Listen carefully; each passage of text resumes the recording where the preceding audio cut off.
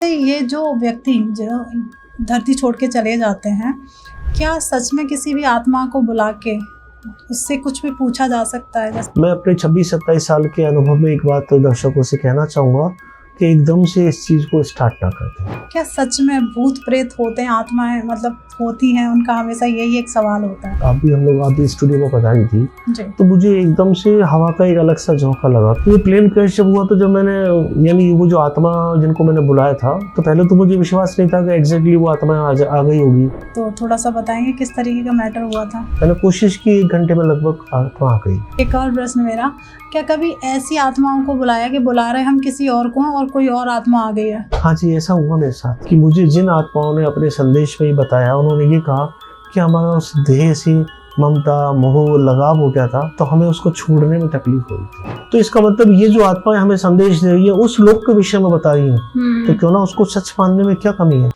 राधे राधे मेरे प्यारे दोस्तों, आपका स्वागत है एक और नए एपिसोड में। मैं हूं आपकी होस्ट, आपकी दोस्त भारती। तो आज का पॉडकास्ट बड़ा दिलचस्प होने वाला है क्योंकि आज हम बात करेंगे क्या सच में वशीकरण होता है, क्या तंत्र का सही मतलब क्या है, क्या सपने में जो हम देखते हैं उसका मतलब क्या होता है, क्या सपने में कभी आपने जैसा भी सपना देखा, कई लोग भगवान को देखते हैं, कई लोग खून देखते हैं, क्या सच में सपने जो हम देखते हैं वो साकार होते हैं या उनका क्या मतलब होता है, क्या कहने आते हैं? बहुत इंटरेस्टिंग ये पॉडकास्ट होने वाला है क्योंकि इस पर चर्चा करने के लिए मैं बता दूं बहुत सालों से मेहनत की है, रिसर्च किया है। ऐसा नहीं कि आपको सिर्फ किताबों की सारी बातें बताई जाएंगी, नहीं भाई, सालों का रिसर्च करने के बाद आज हमारे साथ हमारे स्टूडियो में मौजूद हैं एस्ट्रोलॉजर डॉक्टर प्रमोद सागर जी, जिन्हें आप सिर्फ प्रमोद जी के नाम से नहीं, इन्हें पूरी दुनिया आइडिया बाबा के नाम से जानती है। बहुत सारी बुक आप लोगों के समक्ष लेके आए हैं, बहुत सारे लोग इनके फैन हैं। तो हम वेट नहीं कराते, स्वागत कराते हैं सर का। स्वागत है सर आपका। राधे राधे। राधे राधे। कैसे हैं आप सर? बहुत बढ़िया हूँ, गणेश जी की कृपा है। और मैं आपको क्या बुलाऊं, पहले तो मेरे समझ में नहीं आ रहा। आप एक एस्ट्रोलॉजर हैं, आपने तांत्रिक क्रियाएं भी सीखी हुई हैं, आप एक न्यूमरोलॉजिस्ट भी हैं और मैं कह सकती हूँ एक बिजनेसमैन भी हैं। क्या बुलाऊं मैं आपको, कहाँ से इंट्रोड्यूस करूँ मैं? इंट्रोड्यूशन के लिए तो सिर्फ एक प्रमोद जी काफी होता है, लेकिन मैं क्या हूँ, सिर्फ एक इंसान से ज्यादा कुछ नहीं। बाकी सब सिर्फ एक कपड़े और मेकअप है। तो आपका नाम आइडिया बाबा कैसे पड़ा? सबसे पहले मेरा यही प्रश्न है। बहुत सालों पहले मेरे कुछ विदेशी फॉलोअर्स जानने वाले एक जगह इकट्ठे हुए थे गुरु पूर्णिमा महोत्सव मनाने के लिए जी। तो उनमें से कुछ लोगों ने मुझसे कुछ बातों के लिए डिस्कशन किया था, हमें ये प्रॉब्लम है, हमें ये प्रॉब्लम है। तो मैं गणेश जी की कृपा से मेरे मुंह से इंस्टेंटली उनके लिए सॉल्यूशन निकलता चला गया। तो कुछ लोगों ने बोला व्हाट एन आइडिया, कुछ नया आइडिया है, आप आइडिया अच्छा बताते हैं। तो उस दिन जो गुरु पूर्णिमा महोत्सव मना था उसमें यह तय किया गया कि आज से हम इनको नाम ही एक नया दे देते हैं, क्योंकि अपने नाम में ना तो बाबा जी लगाते हैं, ना गुरु जी कहलवाते हैं, ना महात्मा जी कहते हैं। तो उन्होंने मुझे अपना नाम, मेरा नाम आइडिया बाबा दे दिया। क्या बात है। बस उस दिन से मैं आइडिया बाबा बन गया उनके लिए, और फिर बात फैलते फैलते हिंदुस्तान तक आ गई। नहीं, बहुत अच्छा नाम, एकदम यूनिक नेम है। सबसे पहले जब मैंने भी सुना मुझे भी बहुत अच्छा लगा। और जैसे बहुत सारी आपने बुक लिखी हैं, थोड़ा सा उसके बारे में मैं जानना चाहूंगी, किस टाइप की आप बुक लिखते हैं? सबसे पहली मेरी पुस्तक जो लिखी गई थी वो मूलतः मैंने नहीं लिखी थी। मैं लगभग 25-26 सालों से ऑटोमेटिक राइटिंग करता हूँ। ठीक है। इसके विषय में आप जानती हो, आप कागज पेन लेके बैठ जाएं और आप किसी आत्मा का आह्वान करें और वो पेन में आ जाती है और फिर आपको संदेश देती है जी। तो ऐसे ही सालों पहले, लगभग बात होगी 96-7 की, मैं ऐसी ऑटोमेटिक राइटिंग कर रहा था तो एक आत्मा उसमें आई, उन्होंने मुझे मैसेज लिखा कि वो आप एक किताब लिखेंगे, हम आपको संदेश देते हैं, आप लिखेंगे। तो मैंने उनको जवाब दिया कि मैं नहीं लिखना जानता किताब, मैं तो सिर्फ छोटे मोटे आर्टिकल्स लिखता हूँ या पढ़ता हूँ। कि नहीं, आप लिखेंगे, आप किताब का नाम सिर्फ अलौकिक शक्तियाँ रख लीजिए, हम आपके लिए किताब लिखेंगे। ठीक है। बस मैंने उनके नीचे एक लाल पेन से लिख दिया अलौकिक शक्तियाँ और श्री गणेशाय नमः।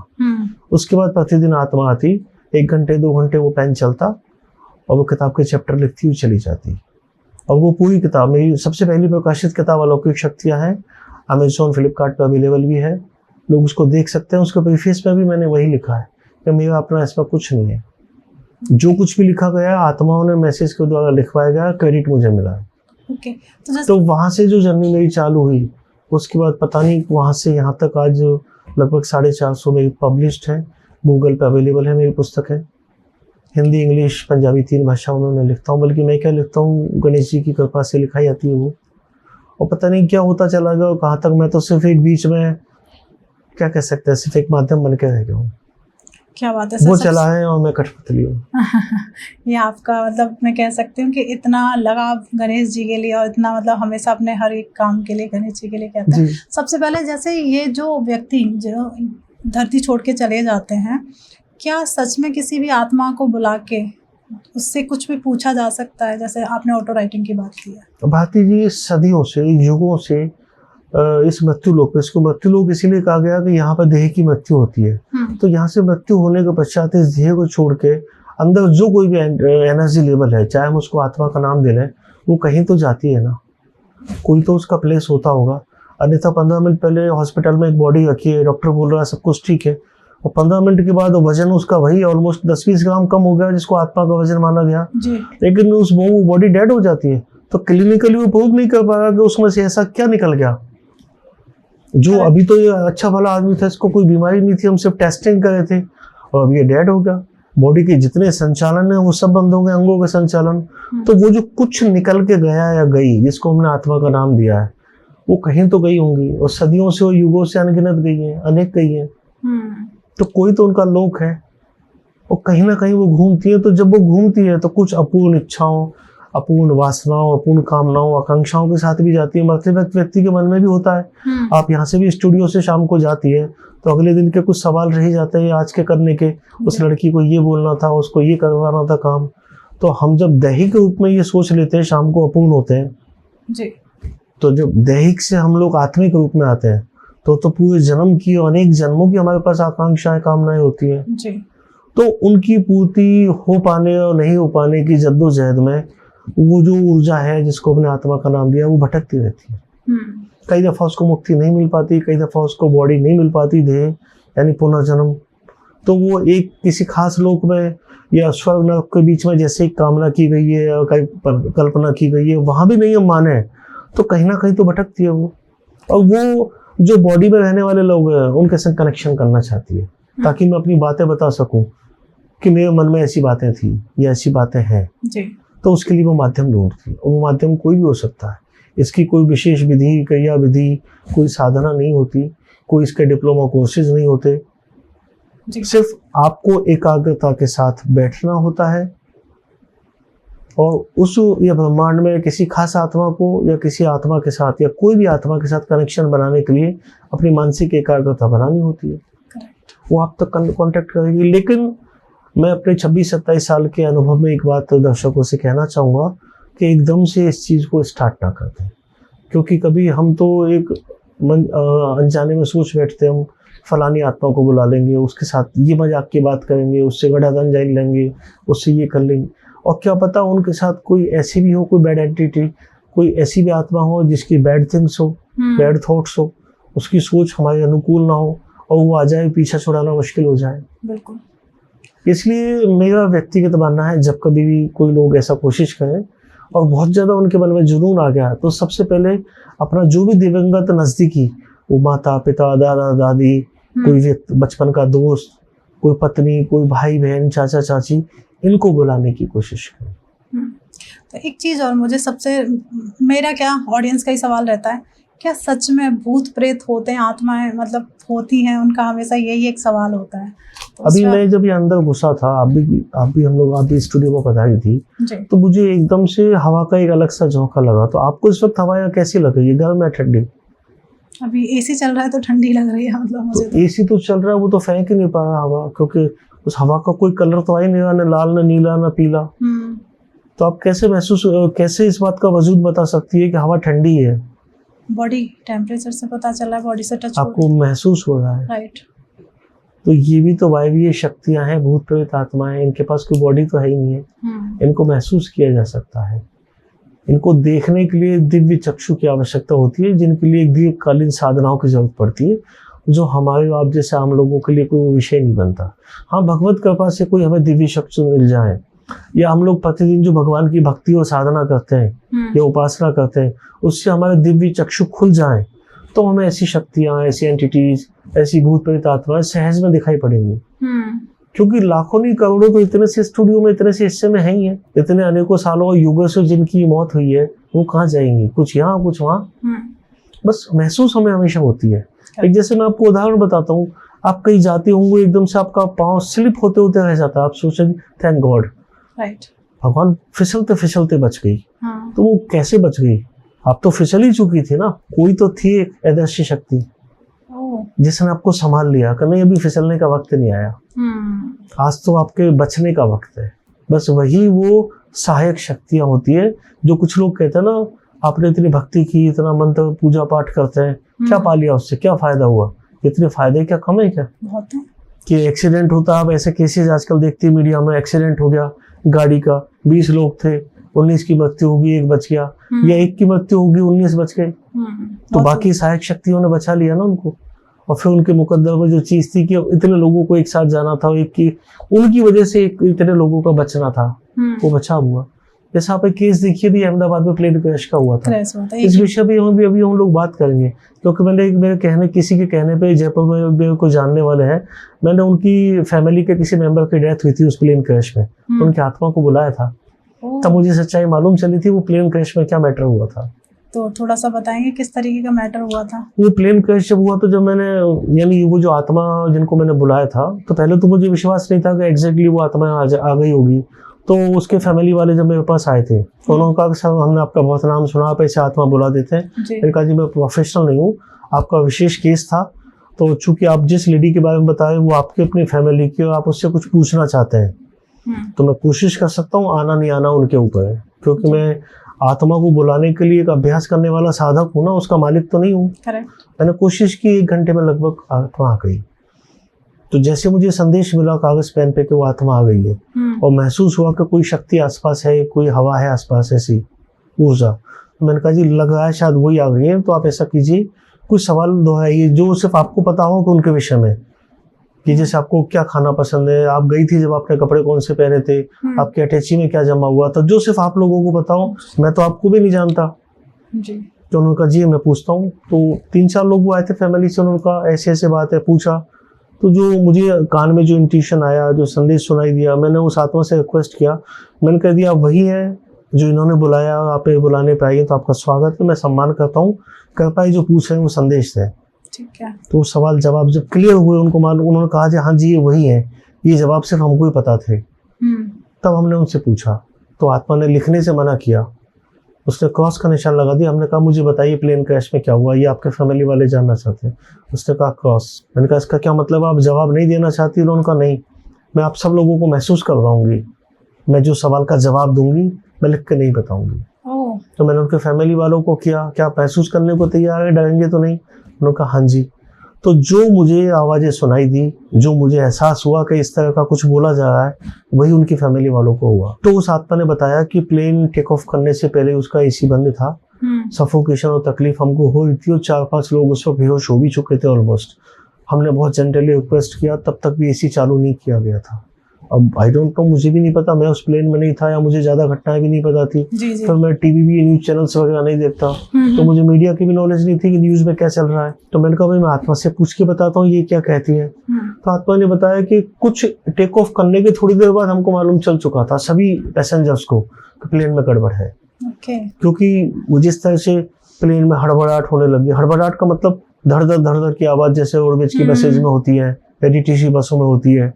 इसके अलावा प्लेन कभी इधर झुकता, कभी उधर झुकता, उसकी स्पीड में चेंजेस आ रहा था, कभी लाइट ब्लिंक करी थी। तो हमने कई दफ़ा हॉस्टेस से पूछा उनके चेहरे पे भी तकलीफ देगी, तो उन्होंने कहा नहीं सर, नहीं मैम कोई प्रॉब्लम नहीं है।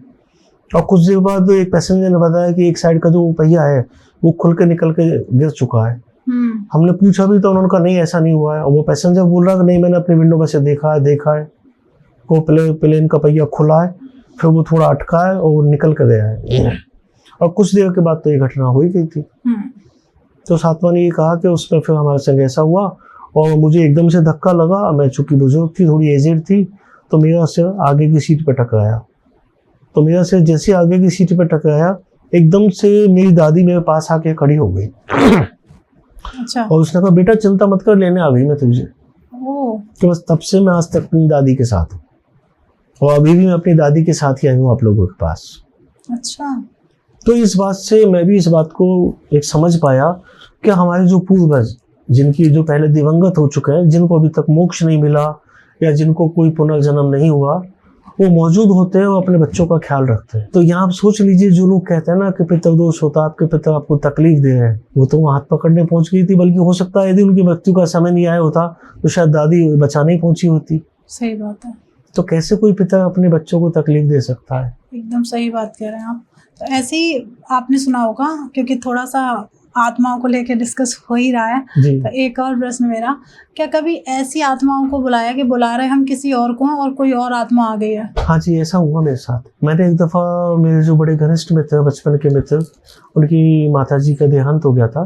तो हम लोग 10-12 दिन तक उनके घर पे थे। कुछ दिन बाद जब वो बड़े तकलीफ बताए, एक दिन मेरे पास आए, क्या प्रमोद जी, मैं मम्मी से भी डिटैच नहीं हो पा रहा हूँ, मुझे पता है वो चली गई है, वापस नहीं आएंगी, लेकिन एक दफ़ा तू मिलवा दे। तो जिस दिन उनकी डेथ हुई थी मैं इंडिया में नहीं था, तो मैं लास्ट मोमेंट पे उनकी शक्ल नहीं देख पाया।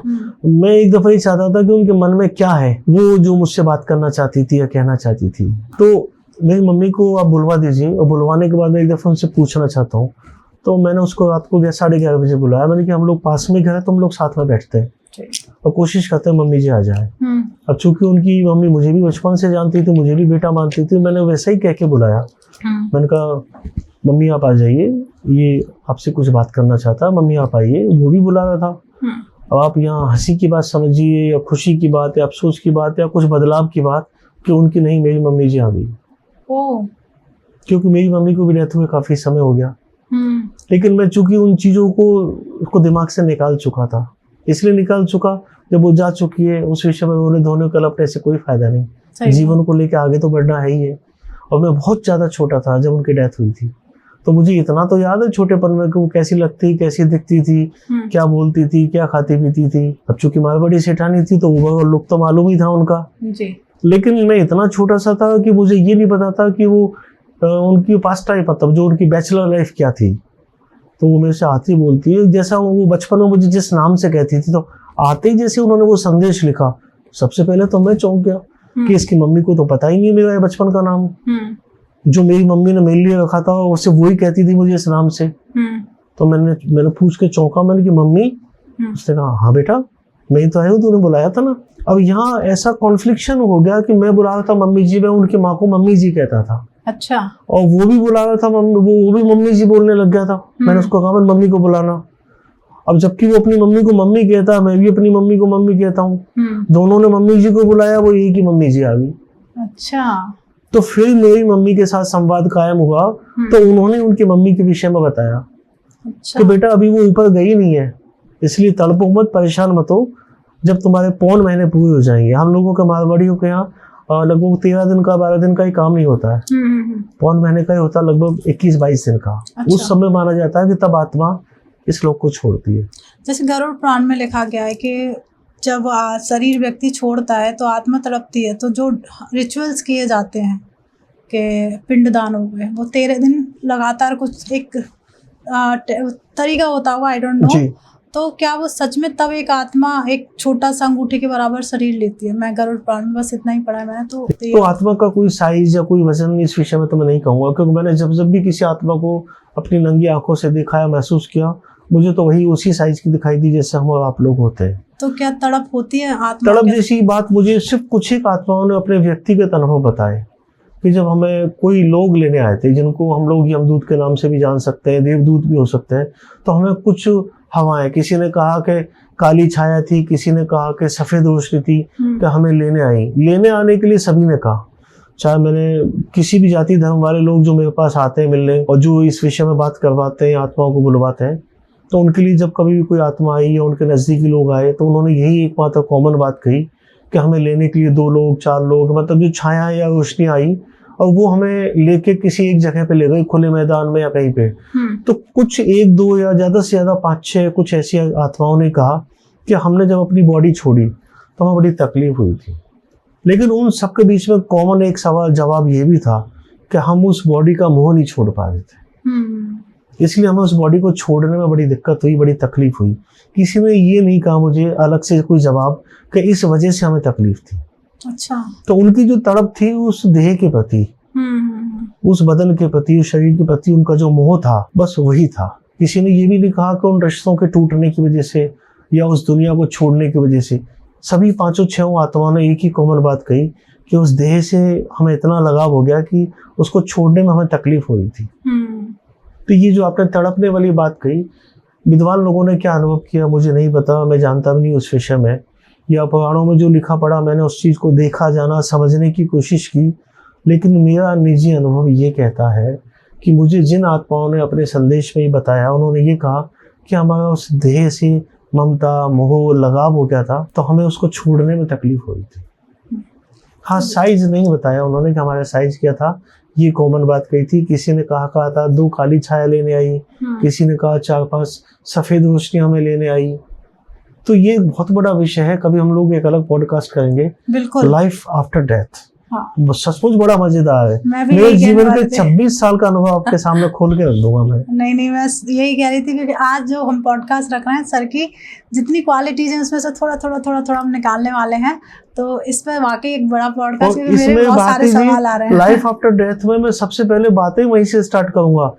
मेरी मम्मी की डेथ के बाद क्या कुछ हुआ, मम्मी ने आई जब क्या बताया मुझे। मेरे दादाजी की डेथ के बाद क्या हुआ, दादाजी जब मैंने फर्स्ट टाइम जब ऑटोमेटिक राइटिंग किया था, तब मैंने सबसे पहले दादाजी की आत्मा को बुलाया था। ऑटो राइटिंग में? हाँ जी। तो उस कागज पे जो हस्ताक्षर हुए थे, उस आत्मा ने जो संदेश पहला लिखा, अब चूंकि मेरा पहला अनुभव था, मुझे ये नहीं पता कि, मैं तो समझता था कागज पेन लेके बैठ जाओ, आएगी आत्मा लिख देगी। मुझे नहीं पता था कोई 1 लाख वोल्ट का झटका लगेगा हाथ में। तो एक बार तो पेन हाथ से छूट गया, फिर मैंने पेन पकड़ा, तब मुझे कान में इंट्यूशन आया पेन को कस के पकड़ो। तो मैंने कस के पेन पकड़ लिया, चूंकि मैं स्टूडेंट ही था उस टाइम पे। तब उस पे एक कुछ लिखने में आया और उसके नीचे साइन किए गए। तो मैंने हैंडराइटिंग देख के चौंका, मैंने ये तो मेरे दादाजी की हैंडराइटिंग। फिर मैं सोचा नहीं, ये तो वैसे ही हो सकता है, दादाजी क्यों आएंगे, वो तो गए स्वर्ग में गए। एक्चुअली जैसे लोगों को हमको समझाया जाता है कि जो अच्छे कर्म करने वाले हैं, जो बड़े लोग होते हैं वो स्वर्ग में जाते हैं। मैंने भी सोचा नगर सेठ है, जमींदार थे, भूत प्रेत आत्माओं के विशेषज्ञ थे, बड़े तांत्रिक ज्योतिषी थे, अच्छे कर्म किए उन्होंने, बहुत दान पुण्य किया, स्वर्ग में गए होंगे, तो यहाँ इसमें क्यों आएंगे ऑटोमेटिक राइटिंग में। लेकिन उस दिन जो संवाद उनके संग कायम हुआ वो हुआ तो हुआ। अगले दिन मैंने अपने पिताजी को सुबह सुबह एक कागज दिखाया। मैंने कहा पापा ये देखना कागज। उन्होंने देख कर कहा हमारे बड़े जो बुजुर्ग होते, मतलब पिता को या तो दादा बोला जाता है और मम्मी को भाभी बोला जाता है, इसलिए हम लोग आसानी से किसी को भाभी नहीं कह पाते। तो पापा जी बोल रहे कि ये तो दादा की हैंड राइटिंग है। दादा कहाँ मिले तुझे और रात को कहाँ से आए, तू सच सच बता तूने क्या किया। क्योंकि उनको पता था मैं कुछ तंत्र मंत्र साधनाओं की क्रिया करता रहता हूँ। तो मैं बोले तू ड्राइंग रूम में बैठा था, रात को तूने क्या किया बताना, मोमबत्ती जला के तू क्या कर रहा था। मैंने कहा नहीं पापा जी कुछ नहीं, सच में बता। वो जो उन्होंने गाल पे थप्पड़ दिया, मैंने कहा ये बाकी दूसरा कागज दिया, मैंने कहा ये पढ़ लो। तो उन्होंने उसमें ये लिख दिया था दादाजी ने कि मेरे मरने से पहले मेरी ये कामनाएं रह गई थी, तो तेरे बाप से कह देना इन चीजों को पूरा करते तो मेरी आत्मा को मुक्ति मिल जाएगी। मेरे पास कुल 1 महीना है, इस 1 महीने मेरी आत्मा को मुक्ति मिल गई इन कामों से, जब तक ठीक है नहीं मैं भटकूंगा। यानी उनको उस आत्मा को वहाँ टाइमिंग भी मिला हुआ था ऊपर, जैसा मेरे दादाजी ने कहा था कि मुझे यदि 1 महीने में मेरे जो अग्रज है, मेरे वंशजों ने मेरी आत्मा की मुक्ति के लिए ये काम नहीं किए तो फिर मेरी आत्मा सदा के लिए भटकेगी। अब मुझे पता नहीं किस योनि में डाल दिया जाए। बिल्कुल। फिर उसके बाद तो अलग अलग किस्से हैं, मैं जब अगले पॉडकास्ट में बात होगी ना, प्रेत कैसे बनते हैं, पेशाब, चुड़ैल, वो कैसे क्या बनते हैं, तब वो बड़े खुल के बातें आएंगी। बिल्कुल, मैं बहुत एक्साइटेड हूँ इस टॉपिक पर चर्चा करने के लिए, क्योंकि मुझे भी बड़ा पसंद है ये टॉपिक। और सच में इसमें वैज्ञानिक चीजें तो आएंगी, लेकिन सच्चाई में इसलिए कह सकता हूँ, मैं साइंस बायोलॉजी का स्टूडेंट रहा हूँ, मैं खुद भी डॉक्टर हूँ, इलेक्ट्रोपैथी और होम्योपैथी और नेचुरोपैथी का। तो मैं जो बात करूंगा वो पहले मैं तो जस्टिफाई कर लूँ अपने आप से, करेक्ट, कि क्या मैं इस बात को विश्वास कर पाता हूँ या नहीं। तो जब मैंने ये घटनाएं देखी, जो बचपन की बात है मेरे दादाजी ने मुझे बताई, मेरी मम्मी ने अपने बारे में, हमारे विषय में, तब मुझे विश्वास होने लगा कि ये चीजें होती हैं। तो इसका मतलब ये जो आत्माएं हमें संदेश दे रही है उस लोक के विषय में बता रही है, तो क्यों ना उसको सच मानने में क्या कमी है, माना जाना चाहिए। हमें तो मरने के बाद ही मालूम चलेगा। सही बात है, मरने से पहले तो यही बताएंगी आत्माएं। तो सचमुच उस पॉडकास्ट में मुझे भी बड़ा आनंद आएगा इस चीज पे बात करके। और हमारी जो ऑडियंस हमें देख रही है, प्लीज अगर आप भी चाहते हो कि हम लोग इस पर चर्चा करें तो आप भर भर के कमेंट डालिएगा, बहुत सारे प्रश्न डालिए जो मैं सर से पूछ पाऊँ। हो सकता है सचमुच जितने दर्शकों को इस विषय पे कमेंट जितनी जल्दी आएंगे, जितने ज्यादा सवाल आएंगे, हम उतनी जल्दी इस पॉडकास्ट को करेंगे, क्योंकि मैं बड़ा एक्साइटेड हूँ इस बात को लोगों से शेयर करने के लिए। मैं खुद एक्साइटेड हूँ आपसे बहुत सारे, क्योंकि मैंने लाइफ आफ्टर डेथ के विषय में जीवन में बहुत पढ़ा, लेकिन मुझे वो बातें कुछ समझ में नहीं आई कि मेरा अनुभव तो कुछ है ही नहीं है, तो किताबी बातें हैं। करेक्ट। कुछ ऐसी चीज क्यों नहीं आ रही जो ऐसा महसूस हो कि ऊपर जाने के बाद यमराज मिले थे या ईसा मसीह मिले थे या कोई ब्रह्मा जी मिले थे, कोई ऐसी बात ही नहीं है सामने। बात तो कुछ और ही निकल के आई है, कॉमन सबने एक ही बात को बस एक दो सेंटेंस ऊपर नीचे हुआ है, एक दो सेंटेंस, मतलब कहते हैं रिलायंस होते हैं हम सबके अपना अपना एक कुछ इस तरीके से जो ऊपर जाके कहा गया ना कि भाई एक चित्रगुप्त बैठे होते हैं, यमराज जी बैठे होते हैं, उन्होंने ऐसा कहा, कुछ मिलती जुलती सी बातें थी, लेकिन उनका जो आत्मा को जो वर्णन था उस वर्णन में इतना ही फर्क था कि किसी को वो काला दिखा, किसी को सफेद और किसी को पीला, किसी को वो बड़ी चट्टान पे बैठा दिखा और किसी को पहाड़ जैसे पे। ये किसी आत्मा ने नहीं कहा कि सोने के सिंहासन पे कोई काला कलूटा सा बैठा था और पास में कोई भैंसा था, या व्हाटएवर जो भी है। अलग अलग धर्मों की बातें नहीं की जानी चाहिए, देखिए बेवजह विवाद पैदा हो जाए। लेकिन जो हमने अपने सनातन धर्म में पढ़ा है, ऐसा मुझे तो इतने सालों में हाँ ये कहा कि कुछ वैसा होता है। करेक्ट। तो आप सनातन की बात चली रही है, तो सनातन से ही मुझे एक सबसे मतलब एक ऐसा टॉपिक उठाना चाहती हूँ जो ऑडियंस पसंद बहुत करती है पर सवाल भी उसी पे बहुत करती है। तो पहला मेरा प्रश्न है कि तंत्र जो शिव जी ने बनाया है उसको गलत कामों के लिए यूज़ क्यों किया जा रहा है? क्या सच में तंत्र को गलत क्रियाओं के लिए यूज़ करने के लिए बनाया गया था? कोई उच्चाटन करता है, कोई मारण करता है, कोई वशीकरण करता है। तो पहले तो मैं तंत्र की सही डेफिनेशन जानना चाहती हूँ कि तंत्र का सही मतलब क्या है? तंत्र, मंत्र और यंत्र एक ही सम्मिलित विज्ञान है जिसके 3 अलग अलग पार्ट है जी। एक तन की रक्षा करता है, एक मन की रक्षा करता है, एक आपके आसपास के वातावरण की रक्षा करता है। तो ये जो रक्षा करने का जो विज्ञान बनाया है, इसका दुरुपयोग किया जा रहा है दूसरों की जान लेने में। खुद का कल्याण और दूसरों का कल्याण करने की जगह खुद का कल्याण और दूसरों का सत्यानाश करने में किया जा रहा है। इस बात को हम कुछ इस तरह से प्रैक्टिकली समझ सकते हैं। मिस्टर क्लाशनिकोव ने जब एक असॉल्ट राइफल बनाई थी 1947 में, जिसका नाम दिया गया था असॉल्ट क्लाशनिकोव AK-47, आज सोच लीजिए उसका, जान लीजिए उसका उपयोग क्या हो रहा है। दुरुपयोग क्यों है? लोगों को मारने में, युद्ध करने में। उन्होंने बनाया था डिफेंस के लिए। बाद में उनको खुद को इस बात से बड़ी तकलीफ हुई कि जिस चीज को मैंने डिफेंस के लिए बनाया, रक्षा के लिए बनाया, उसको देश और दुनिया के लोग युद्ध के लिए काम ले रहे हैं। तो वही चीज इस तंत्र विज्ञान में भी हुई है। हालांकि भगवान शिव को क्या अफसोस हो रहा होगा, क्या खुशी होगी, वो तो मैं बताने वाला कौन हूँ, मेरी तो इतनी कोई हिम्मत ही नहीं है और ना मेरी इतनी कोई औकात है।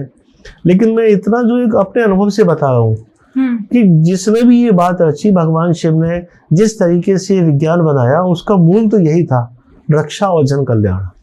लेकिन जैसे हम एक उदाहरण से रूप में लें कि एक चाकू होता है, एक चाकू एक माँ बहन बेटी के हाथ में जाता है, वो उससे सब्जी काटती है, फल काटती है, अपने बच्चों का, फैमिली वालों का पेट भरती है। एक डॉक्टर के हाथ में होता है, वो उसको टूल्स के रूप में किसी पेशेंट का ऑपरेशन करते टाइम पे उसकी जान बचाने के लिए, जन कल्याण करने के लिए उसकी कोशिश करता है। एक आजकल जैसे लोग जो नज़र का होता है या झाड़ा देते हैं, वो उससे प्रोटेक्शन बनाते हैं पुराने चाकू से। चाकू वही है। और एक ऐसा व्यक्ति भी होता है जिसकी नीयत और उद्देश्य गलत है, किसी की जान लेना, चाहे वो बलि के रूप में हो या किसी का मर्डर करने के रूप में, लेकिन टूल्स वहाँ भी वही है, चाकू। तो डिफरेंस हुआ, फर्क पड़ा, अलग अलग मायने उद्देश्यों में बदले। सबकी नीयत और सबके उद्देश्य अलग थे, टूल्स एक ही था। तंत्र हमको भगवान शिव ने दिया। जैसा आप विज्ञान वैभव तंत्र पढ़िए, शीघ्रागम तंत्र पढ़िए, तंत्र दर्शन में पढ़िए, तो भगवान शिव ने माता पार्वती को एक विज्ञान ऐसा बताया जो माता पार्वती के पूछने पे कि आने वाले युग में जैसे सृष्टि रची जा रही है, लोग आएंगे, पैदा होंगे, तो वो जन कल्याण करने के लिए, आपस में एक दूसरे की रक्षा करने के लिए कौन सा ऐसा विज्ञान, कौन सी ऐसी विद्याओं का इस्तेमाल करेंगे। तो भगवान शिव ने कहा कि देवी, मैं तुम्हें बात तो बता रहा हूँ, लेकिन इस बात की कोई गारंटी नहीं है कि जन कल्याण और आवश्यक ही नहीं है सबकी इसकी रक्षा ही होगी। हर चीज का सदियों से उपयोग और दुरुपयोग होता आया, तो ऐसा ही इस तंत्र के साथ भी होगा। तो वो चीज हो रही है। षटकर्म 6 अलग अलग डिपार्टमेंट है। डिफेंस का भी है इसमें, तो आप समझ लीजिए ह्यूमन का भी है, ह्यूमन राइट्स का भी है, इसमें हेल्थ का भी है। तो इस तरह से अलग अलग डिपार्टमेंट बनाए गए। तो उनका किस उद्देश्य से आप कैसे काम लेते हैं। षटकर्म में आप देख लीजिए, मारण, मोहन, उच्चाटन, स्तंभन, विद्वेषण। तो विद्वेषण में यूं ही क्यों सोचा जाए कि किसी के बीच में झगड़ा लड़ाई करवाना जो होता है वो विद्वेषण होता है। विद्वेषण का सही सदुपयोग वो भी तो है, जो मैं खुद अपने अनुभव से काम लेता हूँ, अपने दैनिक जीवन में तंत्र के लिए जो लोग मेरे पास आते हैं उनके लिए काम लेता हूँ। आपने कभी ऐसा देखा, आपके आस पड़ोस जानने वालों में कोई बच्चा है छोटा सा था, डॉक्टर को दिखाया, आज वो 7-8 साल 10 साल 20 साल का हो गया, वो बोलता ही नहीं है। तो उसके मुंह से कुछ उगलवाने के लिए विधिवचन का इस्तेमाल नहीं किया जा सकता। उसकी जुबान को हम खुलवा भी तो है विधिवचन के रूप में। बिल्कुल। तो ये क्या सदुपयोग नहीं है? क्यों किसी से लड़ाई झगड़ा करवाने के लिए विधिवचन का उपयोग किया जाए?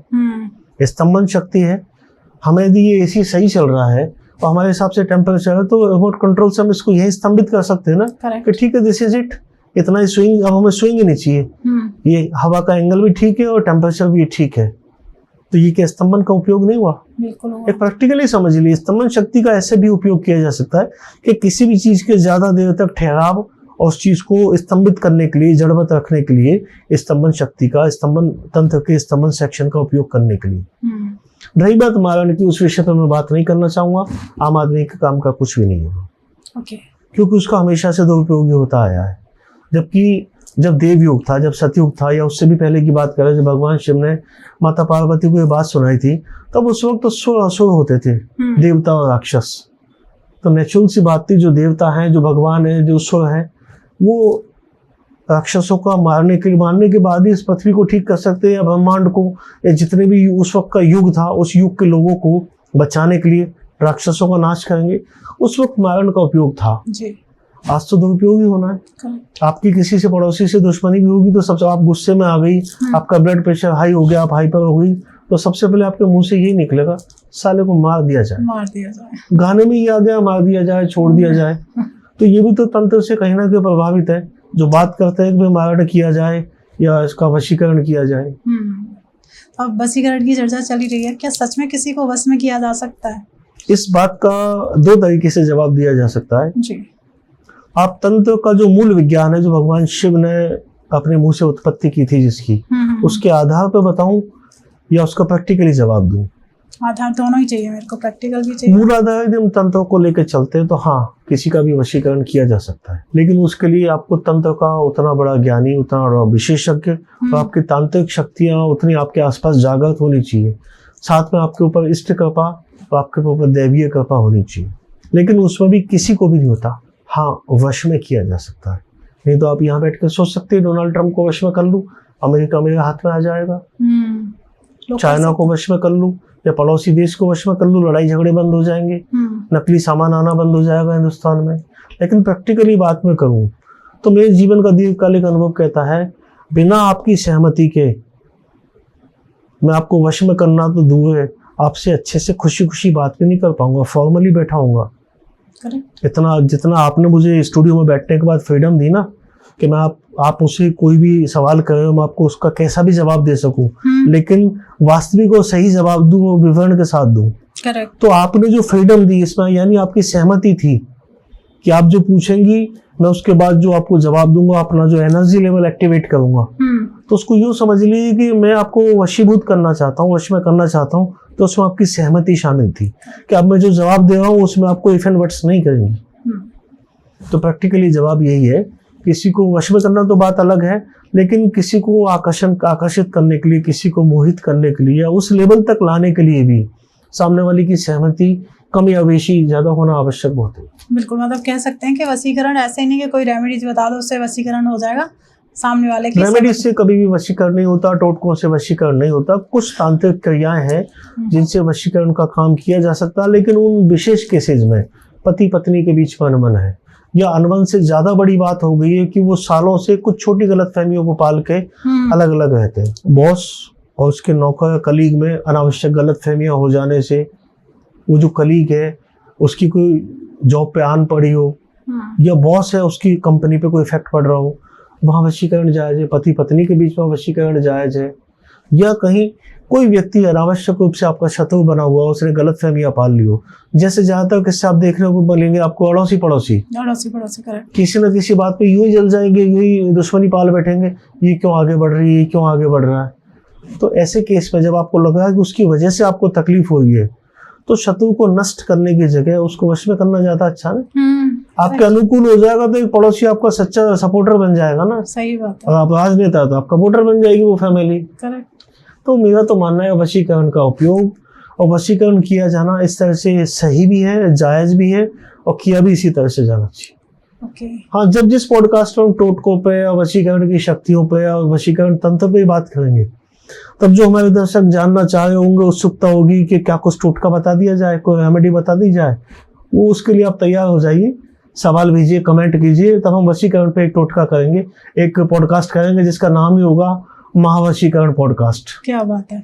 तो जैसे तंत्र जो है हमेशा शमशान में कहते हैं बैठ के किया जाता है, क्या आज भी संभव है कि तंत्र की जो साधना है वो शमशान में बैठ के की जाए? तंत्र एक बहुत बड़ा विज्ञान है जिसकी कुछ छोटी छोटी जो प्रैक्टिकल कोर्स है, जैसे आपने जिस लेवल पे भी एजुकेशन की होगी, तो यदि आप साइंस से आई होंगी तो आपको प्रैक्टिकल भी करना पड़ा होगा थ्योरी के अलावा। और उस प्रैक्टिकल को करने के लिए आपको उसकी लैब में जाना पड़ा होगा। तो जब तंत्र की कुछ गूढ़ और विशिष्ट साधनाएं होती है तो उनको करने के लिए उस लेबोरेटरी में जाना ही पड़ता है। उसको वो माहौल, वो टूल्स, वो इक्विपमेंट, वो क्या समझते हैं मैकेनिज्म, वो एनर्जी लेवल, वो एकांत और एम्बियंस उस लेबोरेटरी का ही चाहिए होता है। तो ये जो शमशान है ये तंत्र की उन गूढ़ रहस्यमयी साधनाओं को करने की लेबोरेटरी है, जिनको करने के लिए माहौल और एनर्जी लेवल और एकांतता और शांतता वही की चाहिए होती है। इसलिए मैं तो कहता हूँ शमशान उन गूढ़ रहस्यमयी तांत्रिक क्रियाओं को करने की लेबोरेटरी है। तो जब तक आपका काम थ्योरी से चल रहा है, काम चलाइए ना। ये तो उन तांत्रिकों के लिए जिनको शमशान में रह के काम करना है। करेक्ट। आम आदमी के लिए तो शमशान तब तक ही ठीक है कि किसी जानने वाले को की मृत्यु हो जाए और आप उसको पहुंचाने जा रहे हैं, अंतिम विदा देने जा रहे हैं, तो वहां तक तो शमशान जाना ठीक है, वरना तो मैं नहीं मानता। या दूसरे स्तर पे जैसा मैंने कुछ एक मैटर देखे कि कई शमशान में शिवालय बने हुए हैं, तो मैं कहता हूँ कि आप तमाम 500 तरह की क्रियाएं या तांत्रिक साधना या टोटके या रेमेडीज करने की जगह आपके आस पड़ोस के किसी शमशान में कोई शिवालय है तो आप नियमित रूप से जाइए, उस शिवलिंग पे जल चढ़ाने या उसकी उपासना करने। आपके जीवन का में जितनी भी उथल पुथल हुई है, जो भी समस्या है, उनका एकमात्र निदान उस शमशान में का जो शिवालय उस पर जल चढ़ाने से हो जाए। तो उस स्थिति में आम आदमी को जाना चाहिए, नहीं तो शमशान सिर्फ किसी को अंतिम विदा देने जाइए। तो जो हमारी ऑडियंस है, पहले तो इस पॉडकास्ट को जितना ज़्यादा हो जाए शेयर कर दीजिए, बहुत अपने फ्रेंड्स और फैमिली के साथ शेयर कर दीजिए।